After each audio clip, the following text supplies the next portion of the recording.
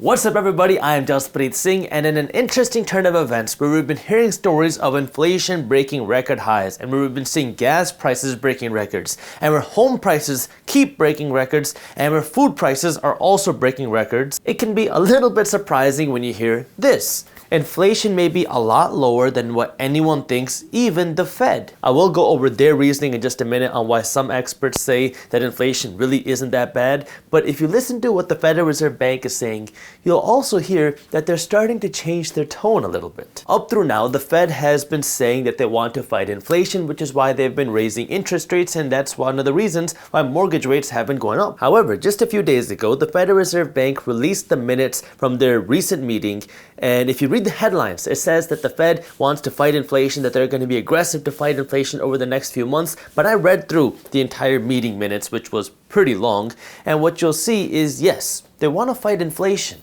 but there's some interesting undertone in the way that they were phrasing things. First, the Fed talked about the economy, and then they talked about their fight on inflation. And what they said is essentially that our economy is still very strong, and because our economy is so strong, they have the ability to raise interest rates and fight inflation. In fact, the reason why we're seeing so much goodness in our markets and in everything around us is because of how strong our economy is. Let me just show you. First, they talk about the concerns because they said that market participants noted that there's significant uncertainty regarding the economy and the degree of policy tightening ahead. In other words, people are worried about a potential recession and how the Fed would respond. But then the Fed went on to say that the first quarter decline of the GDP that we saw, because we saw an economic slowdown in our first quarter, it was driven by categories of spending that have been volatile in the past, and because of that, we still have so much strength in our actual economy. So the GDP decline that we saw, it was just in some volatile areas, and it's nothing of real concern because the labor market and industrial production are providing a more accurate picture of the economy, and therefore they expect the GDP to recover and their economy will continue to grow, and there's no recession in sight. So essentially what they're saying is, yes, the economy slowed down in the first quarter, but they don't really think that it was a real slowdown. They say that it was a manipulated because only certain areas that are very volatile in our economy slowed down. However, the real underlying economy is still very strong, so they're not very worried about an economic slowdown, and they say that you should not be worried either. They then went on to justify their reasoning because they said that equity prices increased. In other words, the stock market has been increasing because of the robust pace of our economic activity and the reduced market concerns about what's going on in Russia. In other words, what they said is obviously our economy is strong because our stock market is so much higher now than where it was before. And because the stock market's higher, our economy has to be strong, even though there's no mention of the unlimited quantitative easing and the unlimited amount of money that the Fed printed and threw into the markets to help inflate the markets. But I guess what do I know? I mean, I am just a random guy on YouTube. Now, to be fair, the Fed did acknowledge that stock prices have fallen. They said that the initial sharp gains in the stock market were followed by larger declines later because interest rates went up substantially, and then we had some disappointing earnings. However, there's still nothing to be worried about in the economy because the labor market is so strong and consumers are still spending. And that's when the Fed got to the topic of, well, inflation. They started by talking about the problems. They said that inflation continued to run well above their long-term goals and that inflation pressures were evident of a broad array of products, meaning you're seeing the prices of pretty much everything go up. And then they go on to say that this high inflation is eroding American families' real incomes and wealth, making it more difficult for businesses to make production and investment plans. Essentially, you are having a tougher time to build wealth because your savings and your income don't stretch as far. And then they said that this high inflation could make it hard to hit maximum employment. So that's the problem side of inflation. But what's the solution? Well, let's take a look. They said two things. First, appropriate firming of monetary policy. So essentially whatever the Fed is doing right now, and an eventual easing of supply constraints with well-anchored long-term inflation expectations, then we can see inflation go back down to their goal of around 2%. So essentially what the Fed said is, yes, the GDP slowed down, the economy slowed down, but that's not an actual slowdown. We're not seeing a real slowdown in the real economy, so they're not worried about that. They expect the GDP to bounce right back up. And yes, inflation is a problem right now. It's hurting people. People are having a harder time building wealth. People are having a harder time to go out and spend on their basic necessities. However, the Fed is doing the right thing, and if they just stick with their plan, it's going to be okay, and the supply chains will ease themselves out over time. And they also said that while yes, their plan is to continue raising interest rates, that they will be willing to adjust their plans if something changes in the economy. So it doesn't sound like they're super worried about inflation, and it also doesn't sound like they're super worried about the economy. I think the hope that the Fed and everyone else has is hopefully this inflation problem will get better with time. And if that happens, then there's no need for the Fed to get super aggressive with interest rates right now, because the reality is if the Fed got super aggressive with interest rates right now and they started jacking up interest rates even more aggressively than they're doing now, that would cause a crash in the stock market. It would also cause a crash in the housing market, and that would for sure cause an economic recession. And the Fed doesn't want to cause a recession, especially if it's unnecessary. So what the Fed is saying is, let's hope that the supply chain issues get better, and let's hope that the inflation issues get better as well. And if that happens, then we can just gradually keep raising inflation. Now, of course, this comes with a risk as well, because if the Fed is wrong and inflation doesn't get better with supply chain issues and the value of the dollar continues to go down, then the Fed would have to get even more aggressive to now fight inflation.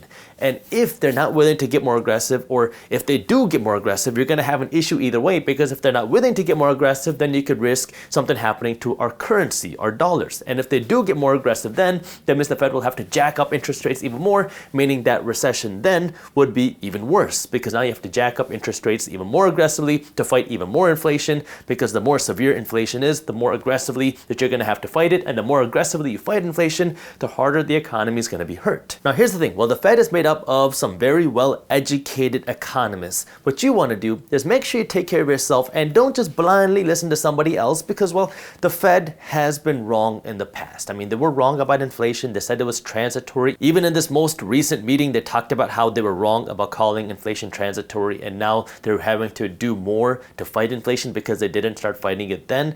But they've also been wrong in the past. I mean, they said that when the 2008 crash happened, that there was no risk of a real estate crash. And then when the real estate market started to go down, they said that there's no risk of this real estate market entering any other part of the economy. It's contained to the housing market. And then when it started hitting the whole economy, they said there's no risk of a financial market crash. And then we saw almost the entire financial sector collapse. So take everything that the Fed says with a grain of salt, and hopefully they're right. Hopefully inflation gets better. Hopefully the economy just continues to grow and there's nothing to worry about. But just in case that they're not 100% right, you should take care of yourself and your money by being financially educated and understanding the different things that you can do, which brings me to, let's talk about the things that you can do right now. Different assets do well in different times. Some assets do well when you have high inflation. Some assets do well when you have low inflation. So the thing that I want to talk about today is a few of the major investment opportunities. You have stocks, you have real estate, you have stocks, then you have crypto and gold. I'm going to talk about this. I'll go in this order. That way we can talk about different ways to save money, how to fight inflation, and how you can benefit from the different things that could potentially happen. I'll talk about the different scenarios if we go into recession, if we don't go into recession, if inflation is a big deal. I'll talk about the different scenarios of the different things that you can do with your money. So let's start by talking here and then move this way. Gold is your traditional inflation hedge. Cryptocurrency was supposed to be an inflation hedge. That's what everybody said before the pandemic, that your Bitcoin is your new digital gold. But then what we saw happen was that cryptocurrency and gold moved in completely opposite directions. When we were worried about inflation, gold would go up in price while cryptocurrency many times went down in price. So what we saw was that Bitcoin and most cryptocurrencies weren't the best inflation hedges through now, essentially. Between 2020 and now, cryptocurrency was not the best inflation hedge. However, cryptocurrency can still be an investment in the technology in cryptocurrency, in the blockchain of cryptocurrency. So I am an investor in cryptocurrency. Now, my job here is not to tell you to invest in crypto or not to invest in crypto. It's more of just to be aware of the opportunities and how to capitalize on them if you believe in it. I believe in crypto. I understand that there's a lot of risk and speculation in crypto. It's a very small piece of my portfolio, the speculative side of my portfolio. And I also understand that within the crypto space, there's a lot of crap coins, there's a lot of scam coins. So when I invest my money in crypto, I'm only investing in a couple things. I'm investing in Bitcoin, Ethereum, and a couple other ones, but that's it. I'm investing in the major things that I understand, and I believe in the blockchain and the technology. Now, the way that I invest in crypto is I invest every single day. I have a dollar cost average system set up where every day I'm buying a little bit of Bitcoin, a little bit of Ethereum, and a couple of smaller coins, and that's it. If you do decide to invest your money in cryptocurrency, one little disclaimer that I have for you is make sure you keep your cryptocurrency in a wallet, ideally a cold wallet, which is a USB, something that's out of the cloud. That way you don't risk your cryptocurrency being lost if your brokerage goes under or something happens in the cryptocurrency world. So you can take your cryptocurrency out of the world, out of the internet world, and have it in a USB, or at the very least have a hot wallet, which is a wallet online to provide some extra protection protection for your crypto. And if you are looking for an easy way to buy and sell cryptocurrency, you can check out our sponsor FTX US. I like FTX US because they make it super simple for anybody to buy and sell cryptocurrency passively. So if you want to set up a daily dollar cost average system for Bitcoin or Ethereum or whatever you want, it's simple. You enter in which coin you want to buy, and then you can pick the frequency. You can buy it once a month, once every 2 weeks, once a week, once a day. You pick the frequency, and then you just enter whatever amount that you want, and it's done. So it's super simple to use, and the best part is that their fees are so much less than pretty much every other major brokerage out there. So now when you're actually buying cryptocurrency, less of your fees are going to the brokerage, and more of your fees can be used to buy cryptocurrency for you. The cool thing about FTX US is that they're super innovative. Not only can you trade cryptocurrencies and NFTs, but now they're adding a feature which will also let you buy and sell stocks right off of the app. So you can do it all in one platform. And the best part of all is that because you are a Minority Mindset fan, you can get up to $100 worth of crypto for free. But what you have to do is you have to use my link down in the description below, and then you have to enter in the referral code MINORITY. When you do that, you can get up to $100 worth of crypto, and they will also give you a free coin when you trade more than $10. So if you want to learn more and see how you can get started with FTX US, I'll put the link to how you can do that with our sponsor down in the description below. Gold, on the other hand, is more of a traditional inflationary hedge, because when people are worried about inflation, what that means is people are worried about the value of their currency, because inflation, what it means is not just the price of things going up, it's the value of your dollars going down. When the value of your dollar goes down, that in turn causes the price of things to go up. So that's when people turn to metals and commodities like physical gold, because you have a limited supply of gold. And so it acts as a better store of value. Our dollars that we go out and buy things with, these are a currency. It's a means of exchange. In fact, it's a fiat currency, meaning that the government says that our dollars have value, but at the end of the day, our paper dollars are just pieces of paper. Whereas something like gold takes time, effort, and labor to mine. So it takes the effort, and it's a store of value because of the effort that it takes to produce the gold, versus it costs something like 12 cents to produce a $100 bill. Now, while gold can be an inflationary hedge, another thing that I want to remind you is that gold is more like an insurance position. I own physical gold, but it's a small piece in my portfolio, because gold doesn't produce more value. It just sits there and stares back at you. So for me, I own some physical gold, but it's an inflationary hedge. It's one of those things where if everything goes wrong, you see that doomsday scenario, that's when your gold can have some value, because then you can sell that gold and use it to buy something else, because gold has been money for centuries, since the beginning of time essentially, or at least modern civilization. Gold has been used as some sort of money. So that's the value that gold has. Cryptocurrency, now you're investing in something more speculative, and this is a long-term investment where if you believe in the value of the blockchain, you believe in the value of this new technology, the new internet, then this can give you the opportunity to get a piece of that. But you have to be willing to weather the risk, and you have to be willing to weather the volatility, because in cryptocurrency, you have a lot of people that are looking to get rich quick, and when things go down, the people that were hoping the crypto would make them rich quick start hating crypto, and that can make the value and prices of crypto go down. So you have to be willing to believe in it, and you have to be willing to invest in it for the long term. Things get much more interesting when we start talking about the stock market, because if we speak generally, now there are exceptions to this rule, but let's talk about completely generally. If you are worried about inflation, or rather if you have high inflation, this is good for the stock market. But if you're worried or have a recession in general, this is bad for the stock market. So what does that mean? Well, when you have inflation happening, when you have a lot of inflation, you have a lot of dollars floating around out there. And when you have this type of high inflation, more dollars will end up in the stock market, because some people are not going to want to hold cash in their bank account. So they're going to want to convert this cash into something else. Some people will buy gold, some people might buy crypto, but people will also want to buy stocks, because stocks are companies. So you can own a piece of the company, and you can own a piece of the producer, instead of just having your value of your cash go down. So when you are worried about inflation, or when you have a lot of inflation, more cash flows into the stock market. Plus, the corporations now will be able to charge higher prices, or they have to charge higher prices. And so when you own a piece of the company, the value of the stock generally goes up. So if you have high inflation, stock prices tend to go up. When you have a recession, you see the opposite happen, because now money is being pulled out of the economy is slowing down, people are spending less money, there's less dollars out there, so corporations, businesses make less money, which pushes stock prices down. Now, typically what has happened is when you see these types of recessions, you can look at 2020, look at 2008, look at 2001. When we saw these types of recessions, the economy slows down, the Fed would then come out and create some sort of stimulus. So the Fed would create inflation.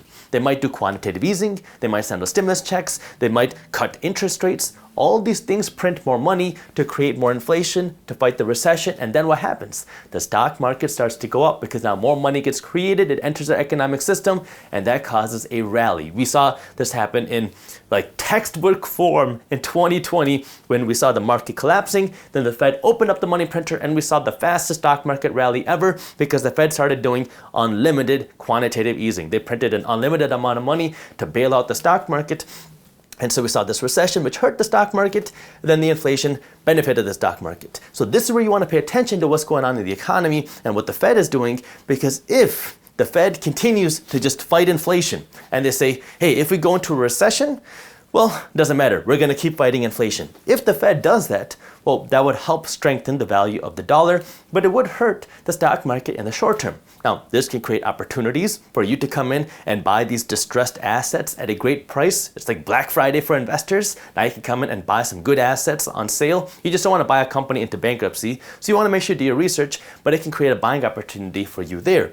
If, on the other hand, we start going into an economic slowdown, and then the Fed says, okay, we can't keep fighting inflation because we're worried about a recession, then they reverse course and they start cutting interest rates even though we have high inflation. Now you can see the stock price rally again because now there's more dollars being entered into our economic system, more money is flowing into the markets, more free dollars, cheap dollars are entering corporations. That could push stock prices higher, although it would make a bubble bigger, but that's exactly what happens. And third, we have the real estate market because there are a lot of worries out there about, is this going to be a repeat of 2008? Are we going to see the housing market crash like we saw happen then? Now, let me just start with this. The factors and concerns that we have today are nothing like 2008. Before 2008, you had things like the ninja loans and subprime mortgages. So you had a lot of issues that we're not seeing today. Now, the issues today, although we have some in the housing market, we're seeing the adjustable rate mortgages making a big comeback. The issues today are outside of the housing market. The issues today are more of an economic issue. The inflation issue, the issues in the economy, those are the bigger issues that could trickle down into the real estate market. Now, the same analysis applies here as we did in the stock market. Inflation and a recession. If the Fed is cutting interest rates, causing more inflation because they say, all right, we have a recession problem, we have an economic problem, so we're going to focus on the economy and forget about inflation, well, that will cause real estate prices to go up. So inflation benefits real estate prices because more dollars flow into assets. Inflation makes asset prices go up, and recessions make asset prices go down. However, the thing, again, you want to pay attention to is what the Fed does, because if the Fed says we're going into a recession and we're going to keep fighting inflation, meaning the economy is slowing down, people are buying less homes, people have less money, and they continue to make borrowing money more expensive, they keep jacking up interest rates, they keep pulling dollars out of the economy, that would put housing prices even lower. Again, it can create an opportunity for you to come in and buy a distressed asset. However, the Fed could also do the opposite. They could say, all right, we're going into a recession, but this recession is something we want to fight. We're going to ignore inflation. So now the economy is slowing down. People are buying less homes. And then the Fed says, we're going to stimulate, even though we already have high inflation. And then they start cutting interest rates. They start doing more stimulus. Now, all of a sudden, people are going to say, oh, you mean I can go and get a super cheap mortgage again? Let me go and apply for a mortgage. That would push home prices higher. And even though you're still facing the concerns of, inflation and a recession, that would push asset prices higher, and then you make the bubble bigger. That's what debt can do. When you have these type of credit cycles, anytime you start cutting interest rates, you create a bigger bubble because there's more cheap and free dollars entering the circulation. And so that's what you want to pay attention to. Everyone wants to know, is the housing market going to go down or up? Well, it just depends. Pay attention to what the Fed does, and you'll have an idea of what's coming. Now, the last thing that I want to say regarding the housing market and the real estate market is that there's a longer lag time with real estate than the stock market. When we saw the 2008 crash happen, the stock market bottomed in 2009. But then by 2012, the stock market had fully recovered. However, with the real estate market didn't bottom until 2012. And that's when the real estate market started to recover. So by the time the stock market had fully recovered, the real estate market just hit its bottom. So what does that mean? Well, real estate doesn't move as quickly as the stock market. In the stock market, you can buy and sell stocks in a second. In the real estate market, it could easily take 30 to 60 days or 90 days to sell a home, just depending on where the home is and how attractive it is. And when you're in a slower housing market, it could even take 6 months to sell a home. And so you have a much longer lag time in the housing market, which means prices have a slower change time in the housing market. It doesn't move like this. Housing will move like this or like this. It's much slower. So that's one thing that you want to pay attention to, that you should not expect a gradual drop or gradual just skyrocket in housing prices. It takes a little bit longer, although we did see a huge skyrocket in housing prices. And a big reason for that was, well, interest rates were cut to the lowest levels we had ever seen. A year ago, you could get a mortgage for 2.5%. A 30-year fixed rate mortgage for 2.5%, which was almost like borrowing money for free. So people were borrowing money like gangbusters, and now all of a sudden, if you had a home and you had 100 offers on it, you could say, all right, well, you 100 buyers compete against each other, make me the best offer possible. And people did. They said, we'll offer you $100,000 extra because it's still cheaper than what it would have cost us not that long ago. This is where it can really pay to pay attention and understand what's happening in the markets around you. That's why I created Market Briefs. It's a completely free newsletter where our team breaks down what's happening in a fun, witty to read and easy email. You can read it in less than 5 minutes every morning. And you can read Market Briefs by just going to marketbriefs.com and signing up. If you enjoyed this video and you want to see why we might be seeing the largest wealth transfer ever and how you can capitalize on it, I made a video covering it, and you can watch it by clicking that button right over there. Thank you for watching, and as always, keep hustling. That way you can take advantage of everything going on around you, because if you don't, you're just going to continue to be a pawn in the system. You're going to continue